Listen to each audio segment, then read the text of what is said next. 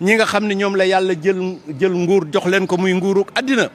yàlla teg leen ci boppu réew mi ñu nga xam ne ñu yilif nit ñi te loolu mooy aada ndax yàlla la neex nit du fal boppam yàlla mooy fal nit bu ko falee tamit ñi nga xam ne ñoom nga jamonanteel àddina wala ñoo nekk ci sam réew nga yilif leen yàlla dafa bëgg nga wëlbatiku yërëm leen ñi nga xam ne nag ñoo yor li nga xam ne bii mooy nguuruk àddina gi ñoom ci seen jëmi bopp war nañoo joxante seen bopp loxo xam ne njaboot gi ñoom bu ñu féewaloo njaboot gi sonn bu ñu jubóowul njaboot gi jaaxle nañu juboo doon benn xam ni kat lii ñu leen dénk muy réew mi ab diir rek lañ leen ko dénk am na ñu ko dénkoon dem nañu bu yàgg fàtte nañ leen ñoom ñi it gën ngaa bari it bu ñu fi defee liñ fi war a def dañuy dem ñeneen wuutu leen mi ngi ci njaboot gi mi ngi ci mbooloo mi te kenn xamul ku mu doon ñu développer ce qu'on appelle une démocratie ndaxte démocratie moo organiser la vie politique mais la démocratie doit être une démocratie conviviale une démocratie de solidarité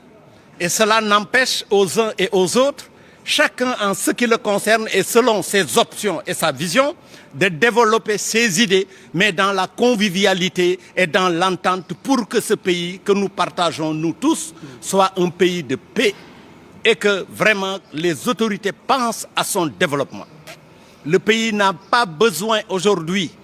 de problèmes, de batailles, de positionnement. Le pays a besoin aujourd'hui d'un développement. Nous devons penser vraiment au bien-être des Sénégalais qui ont élu les autorités politiques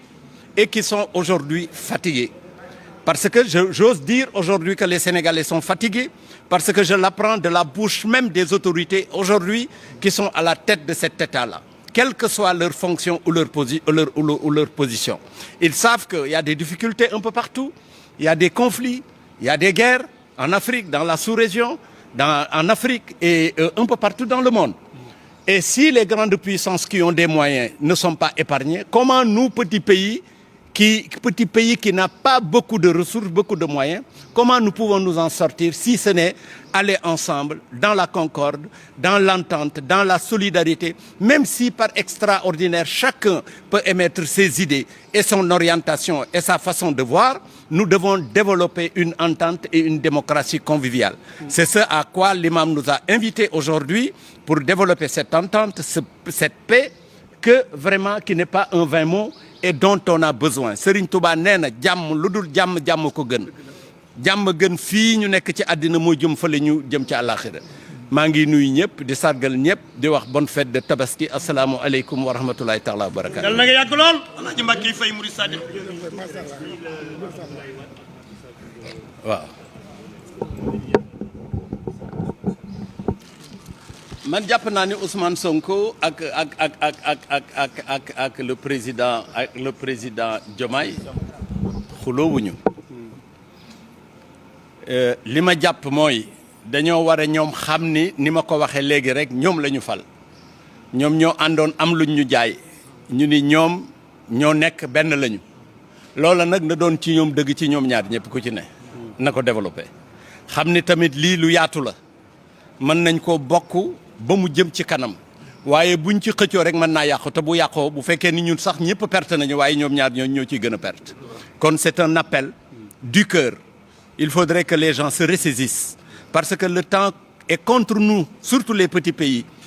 nous avons besoin de tout on n'a rien on n'a pas d'industrie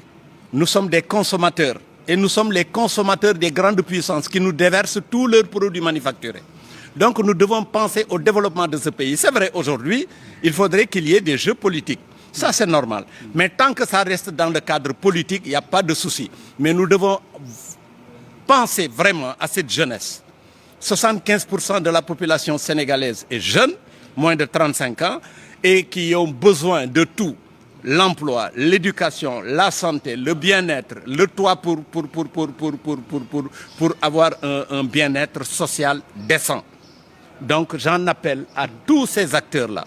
qu'ils soient politiques, non politiques, de se donner la main pour quand même que le Sénégal puisse vivre